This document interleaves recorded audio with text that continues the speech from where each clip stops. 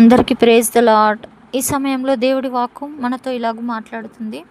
సామెతలు 10:22లో వ్రాయబడి ఉంది, యెహోవా ఆశీర్వాదము ఐశ్వర్యమిచ్చును అని.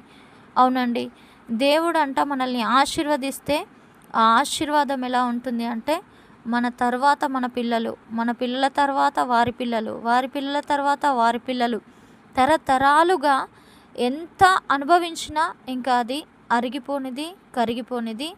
అలాంటి దాన్ని ఐశ్వర్యము అంటారు.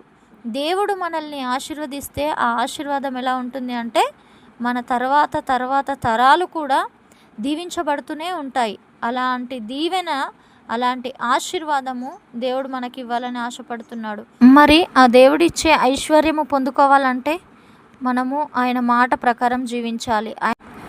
దేవుడు ప్రతిదినం మనల్ని చూస్తున్నాడని భయముతో, భక్తితో యోసేపు వలె మనం జీవించినప్పుడు తప్పక ఆ యొక్క దేవుడి దీవెనలు, ఆశీర్వాదాలు మన పైకి వస్తాయి. ఆయన ఇచ్చే ఆశీర్వాదము ఐశ్వర్యాన్ని ఇస్తుందండి.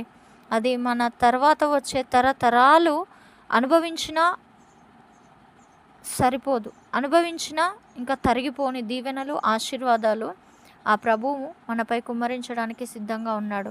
మరి ఆ యొక్క దీవెనలు, ఆశీర్వాదాలు పొందుకోవడానికి నువ్వు సిద్ధంగా ఉన్నావా? ప్రభువు నిత్యము నిన్ను చూస్తున్నాడు, గమనిస్తున్నాడు అని నువ్వు ప్రతి క్షణము ఆయన వైపు చూస్తూ జీవించేవారిగా ఉండాలి.